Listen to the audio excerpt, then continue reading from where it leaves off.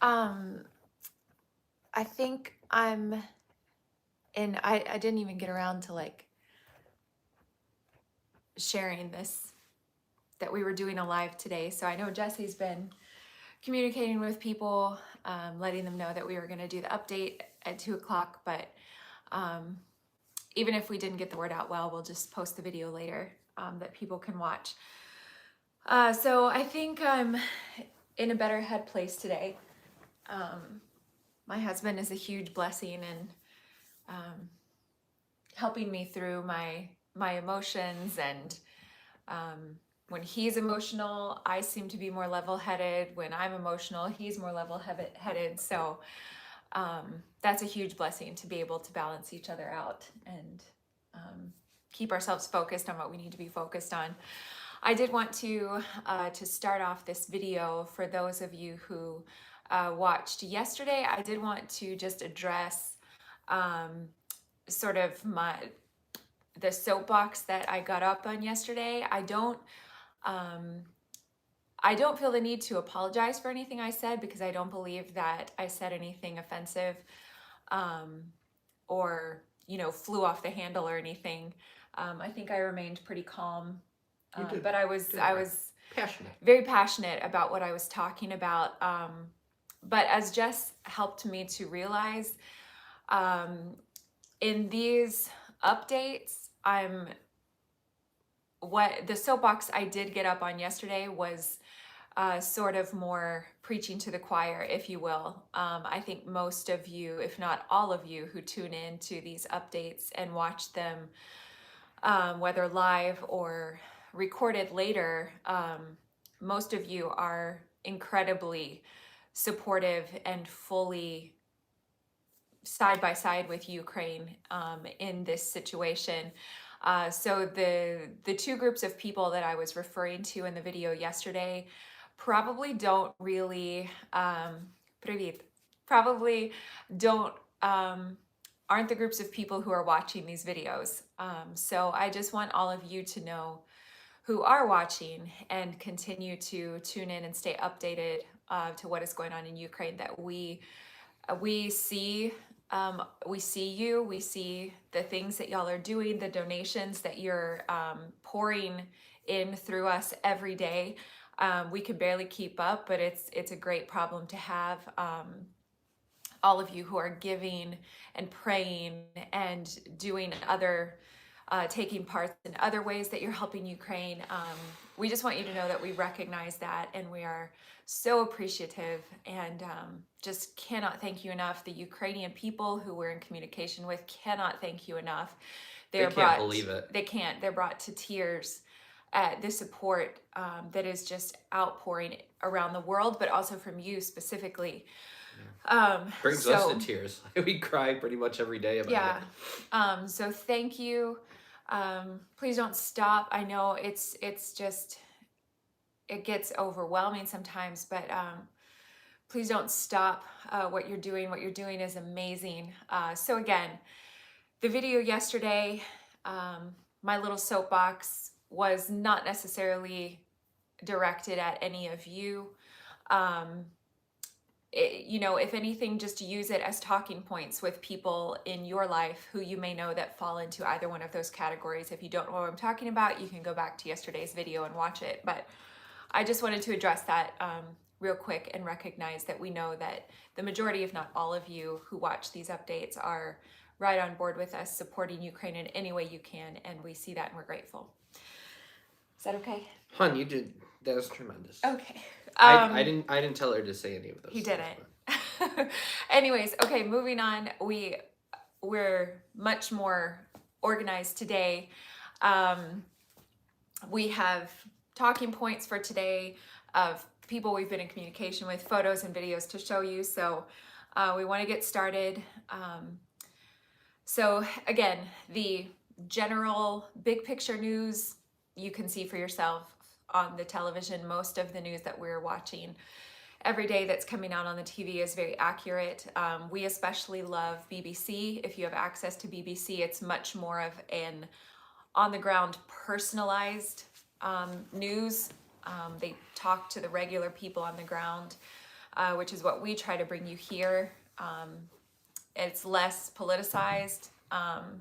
So yeah, we personally really like BBC, but yeah, you know what's going on in the big picture. So we want to give you sort of the more honed in, smaller picture of our friends, our personal friends and family who are in Ukraine and what they're telling us. Okay, so we'll start with our two pastors, no names, no names. I'm so sorry, guys. Our two pastors, the one who we may talk slow so that we make sure to choose our words very carefully and not slip and say names or locations. So the one pastor who is in his 60s, who has joined up with the military and is now fighting, we have no news from him. We haven't heard from him. We don't know where he is or what his situation is. We just know that he is now with the military fighting. So pray for him, pray for his family, his wife, who I'm sure is beside herself with worry, but I imagine is so proud of her husband. They were both sick a couple of days ago as well, and so we don't know how she's doing, and he obviously got called up while he was either recovering or still not feeling good. Anyway, that seems like a small issue, but it seems a lot of people, it's winter time, which, you know, sickness goes around a lot in wintertime anyways. People are in close quarters in basements and bomb shelters.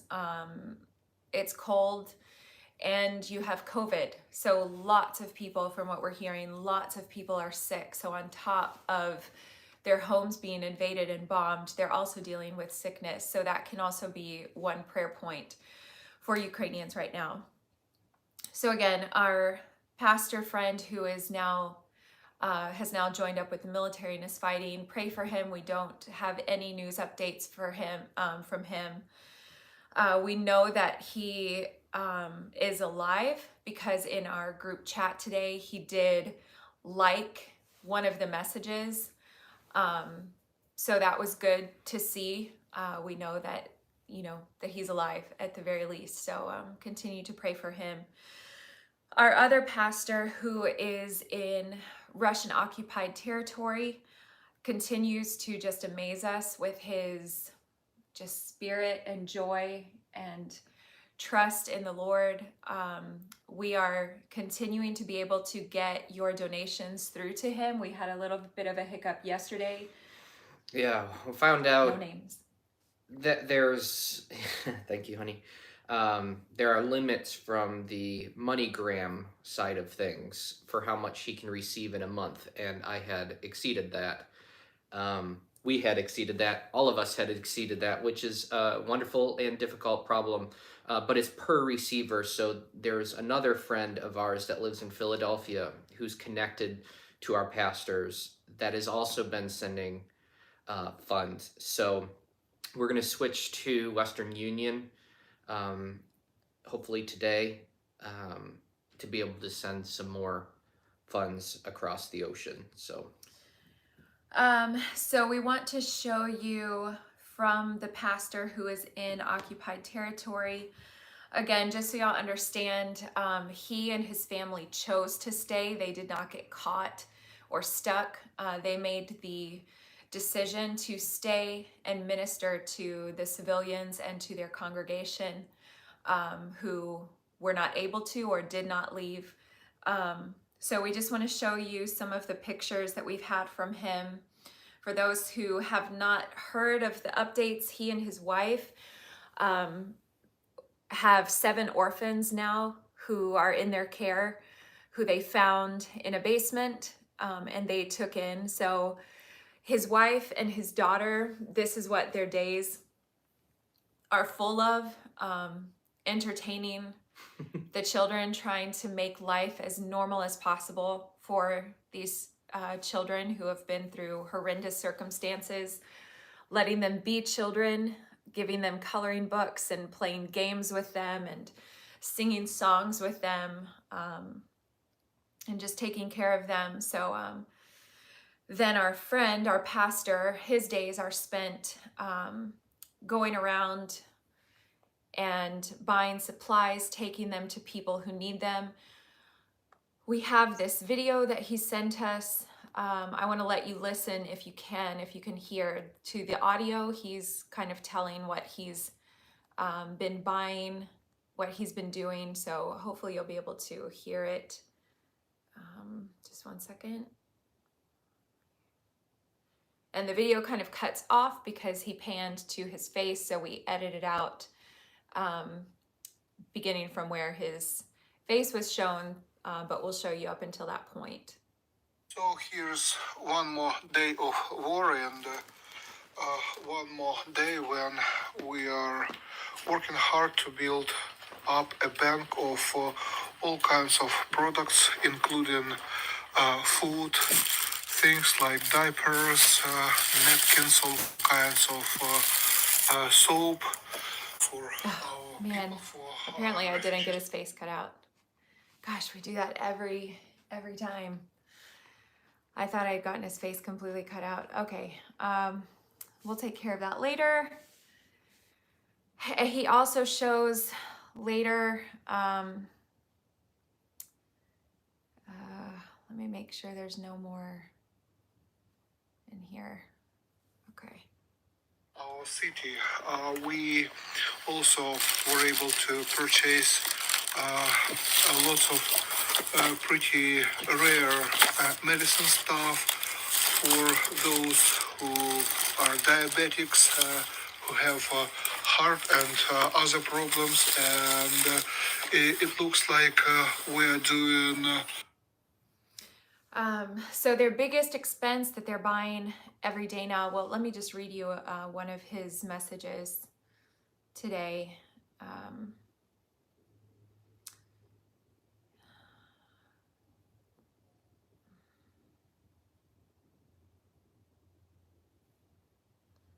Okay, sorry, just one second.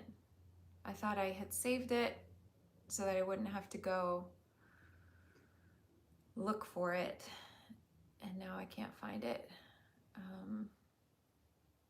Okay, we try to ask our friends and our loved ones in Ukraine every day how they're doing in the morning. And so our pastor's message today, when he sent the video and the pictures, he said, busy visiting people. Sometimes the needs are dramatic. One lady was very sick and close to death yesterday. It was very serious. We went to 4 pharmacies with the hope to buy some medicine for her. To go to a pharmacy now means to wait in line for 6 hours every time. So we ask people to be in different lines to buy necessary medicine. Life is hard now. Today, we found the right medicine for her. She is a little bit better. So these are the things that I was busy with today. Anything else with him? Updates with him? No, I think about his situation, and then you multiply it by a million. And so we're talking personally, but these are obviously issues that are problems for every town and village and city that are being occupied at this point. We know from the news, just like you guys might see from the news, that Russian food packets are dated from 2015. They're running out of gas. We've seen tractors, like farm tractors, dragging tanks away from roads. We've seen them abandoned. So we know that there are logistical issues from the Russian standpoint, which then lends to the question, how are they going to take care of a civilian occupied population with logistical help? And so we're just like, gosh, okay, well, Lord, we know that these types of situations are happening everywhere, and you have raised men and women up who are believers in these congregations of people, populations of people, for such a time as this, that don't fear for their lives because they're owned by Jesus, to do ministry, to stand in line, to get bread and medicine. This is happening all over the country, and we're so grateful to bring you one example and have your ability to help in this one situation that is still impacting, you know, at least 600 to if not more people, with your donations and help. And so 600? yeah, the seller said that there was 600 Oh. people inside of it, and there's probably more. Good question, by the way. So anyway, don't mean to sidetrack, but I was just thinking Yeah. about that as she was speaking.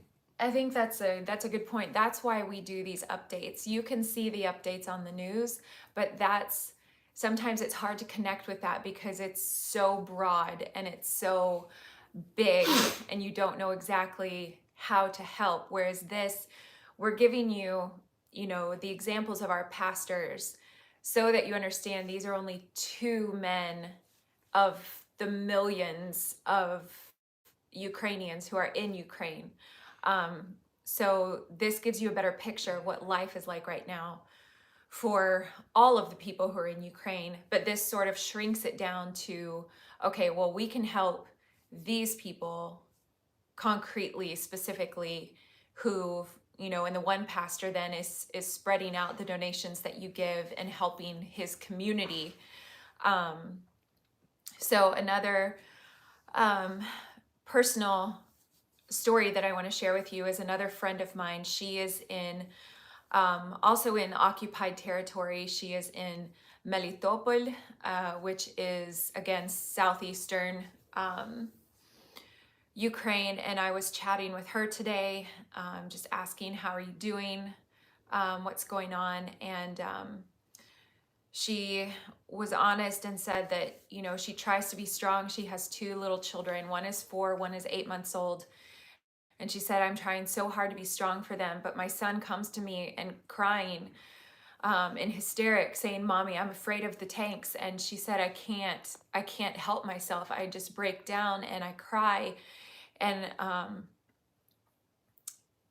she sent me this video from their city.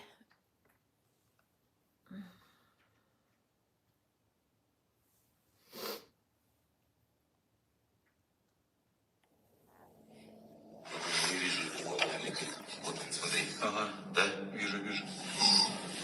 Все, будем всех на подвал. Слушай. Вот он летит, папа.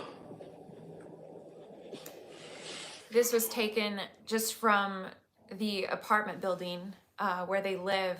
These are just regular people filming outside of their windows.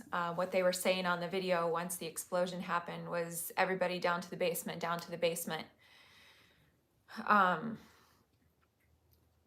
So yeah, just to give you an idea of what everyday life is like for millions of people right now in Ukraine.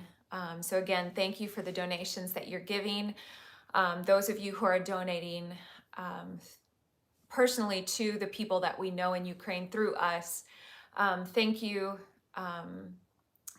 You can send donations through Venmo to Jess. His Venmo is Jesse Pohle, JESSEPOHLE.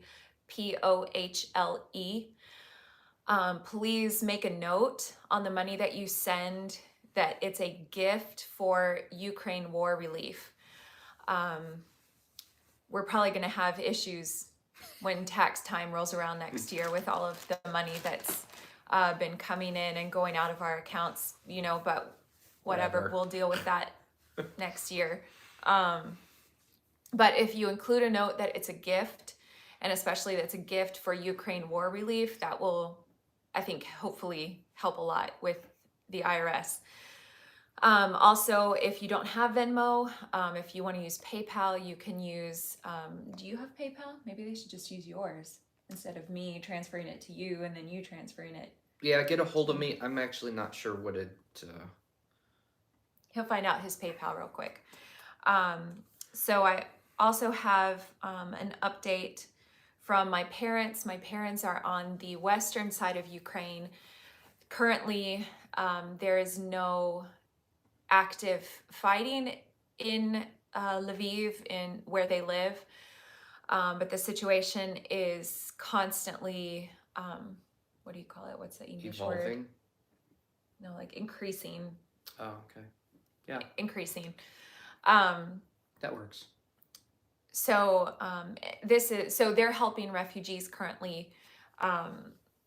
They have a ministry house that can house a lot of people. So they have taken in people who are fleeing westward to their city, trying to stay safe. So this is the latest update from them. As our day comes to an end, rest is greatly needed, as it was a hard day. There are currently 5 men in our house, 4 with their families, and 1 whose family is already in the US. The 4 were all required to register with the military office today. 1 has decided to return home to his city to register there and defend his home. The other 3 will be reporting in the morning at a military check here for medical checks and may or may not immediately be sent for training. Their wives were understandably solemn and crying today. Our church administrator is now stationed close to the front in southern Ukraine. We are seeing more preparations with our own eyes each day of the Lviv region preparing for battle.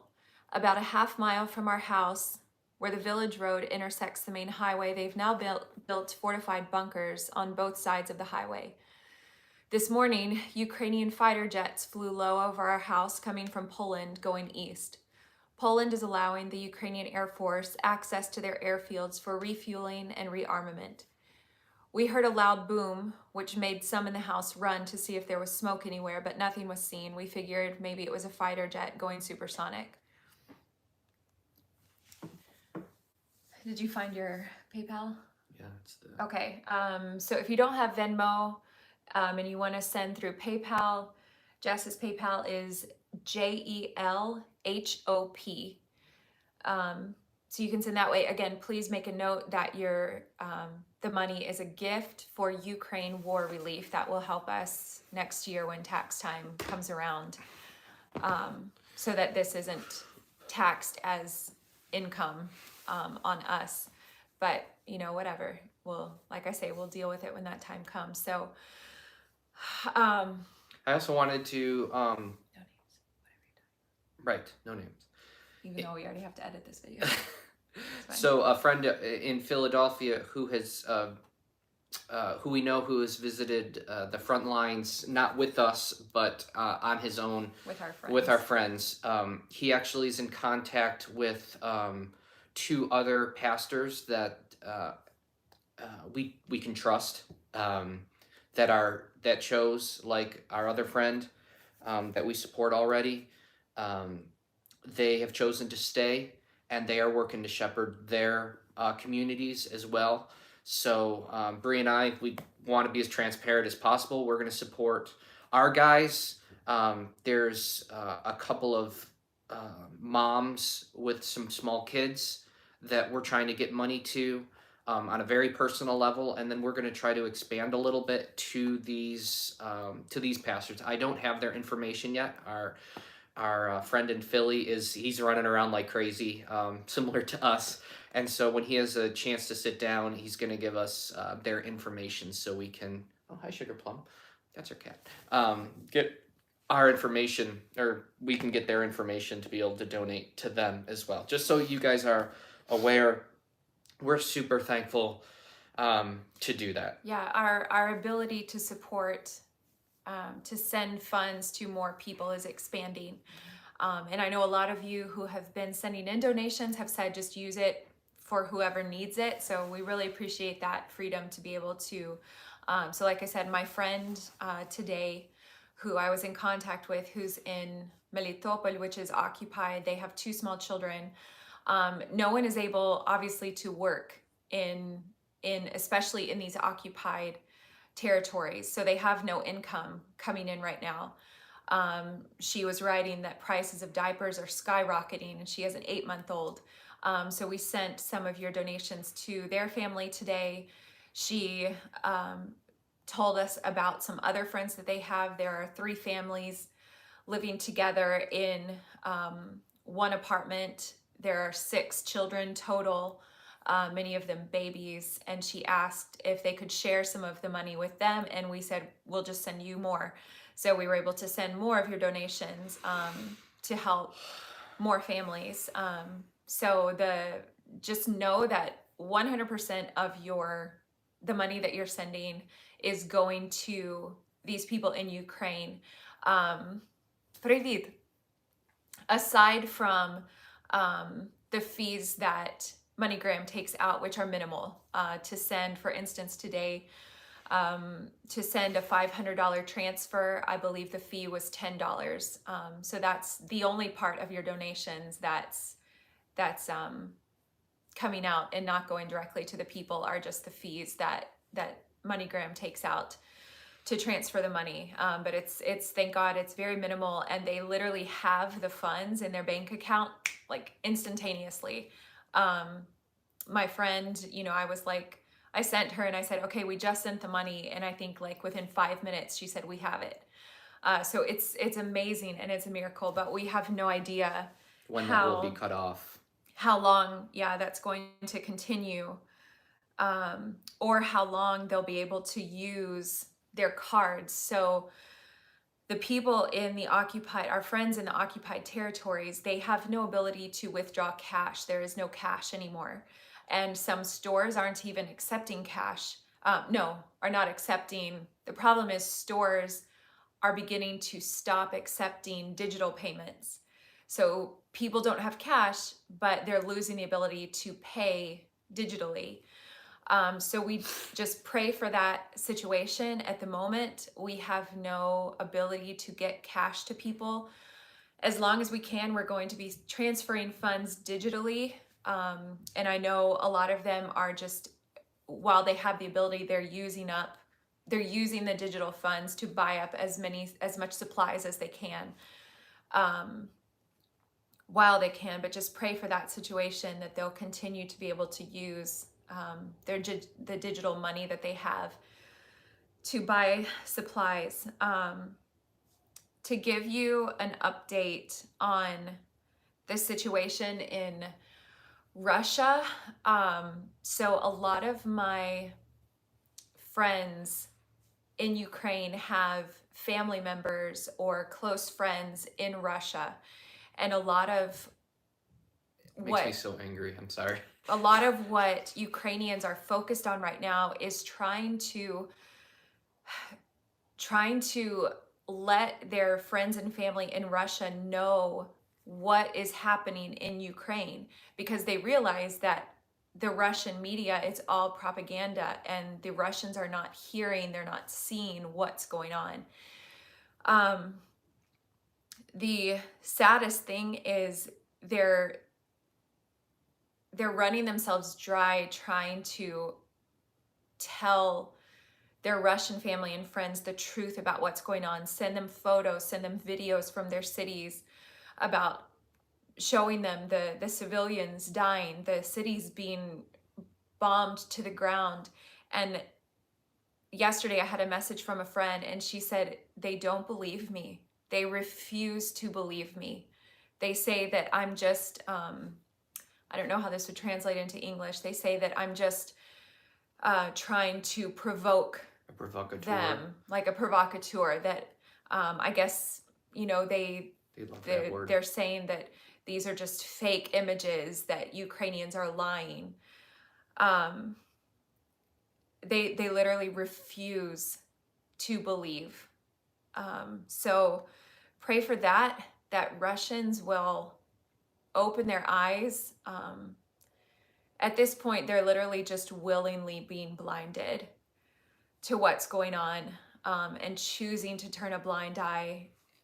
I think one of the strongest powers against what is happening would be the Russian people rising up against their own government. Only they can do that. So pray that Russians will open their eyes and take a stand and not allow fear to control them, to keep them silent. Today, the last independent TV station in Russia that was not controlled by the Kremlin was shut down after they broadcast the truth about what's happening in Ukraine. They were immediately shut down. It's called TV Rain. If you want to Google that and look that up, I believe their journalists are now trying to flee Russia, obviously, for fear of their lives. Was it yesterday or the day before that one of the last radio stations I didn't hear that. that was independent also was shut down? I don't remember the name of it, but basically most people watch RT or Russian television, and those that didn't, that wanted alternate choices, are now unable.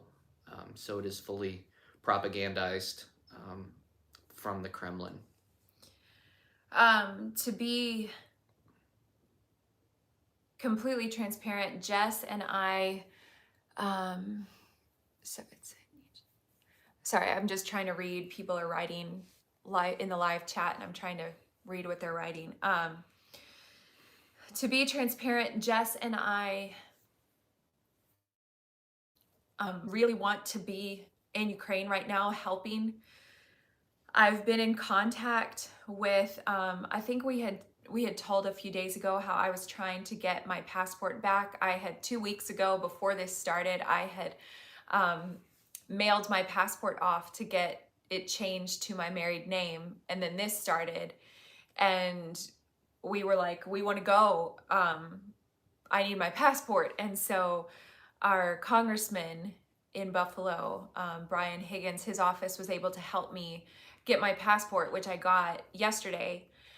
I would buy a ticket and be on a plane today to go over. But again, like I said at the beginning of this video, when I'm running on emotion, my husband is more level-headed, and he's like, okay, where are we going? Who are we going to? What are we going to do? And which are very good questions. And so I've actually been talking to friends that I have in Kiev and saying, you know, hey, like, if you give the word, like, we'll buy tickets right now and we'll come over and we'll help. And amazingly enough, they say, you know, Bria, there are enough volunteers. The Ukrainians, nobody can work right now. So everybody is just mobilizing and doing what they can and helping where they can. So they told us, you know, just keep doing what you're doing from where you are, keep informing people about what's going on, keep funneling, you know, sending money to your friends. So it's hard to sit still and not be there with them, and side by side with them right now. But for now, we're going to stay put until they tell us that we can be of more use over there. So for those of you who have asked, who have been aware that we wanted to go, that's kind of where things stand right now. We'll stay put and just keep doing what we're doing here until, and we're just praying, saying, you know, God, just, you put us where you want us, when you want us to be of the greatest help. So we trust that, you know, God will make it crystal clear if and when he wants us to go over, just so you know that's where that stands. I think this is our longest update yet, so we'll go ahead and cut this off. It's very long. So thanks for tuning in. Again, thank you for all of you who are donating and helping and crying with us and praying with us and just standing with Ukraine in this time. Every prayer, every donation, every letter written to politicians, it helps. I was even thinking today, you know, it might seem like it might seem like it would be so ineffective, but I was like, you know, maybe if we even stop driving as much as we possibly can, because every barrel of oil that's bought from Russia is more money in their pocket that funds their invasion and their genocide of the Ukrainian people. So, you know, I thought like the more people can carpool, or just not go out if you don't absolutely need to. We're going to do that anyway. I mean, yeah, it's mutually beneficial because gas is so expensive. And it's going, because of this war, it's going to just continue to get more and more expensive because we buy our oil from Russia. So it's mutually beneficial. Don't drive unless you absolutely have to. Carpool with people, set up carpools, ride bikes. You know, you'll save a ton of money, and hopefully that would be again another point of pressure on Russia if enough people start doing that, and it makes a dent in how much oil we buy from Russia. Good. Okay, we're done. We're done for today. We love you guys. Love y'all. Thank you. For spending time with us.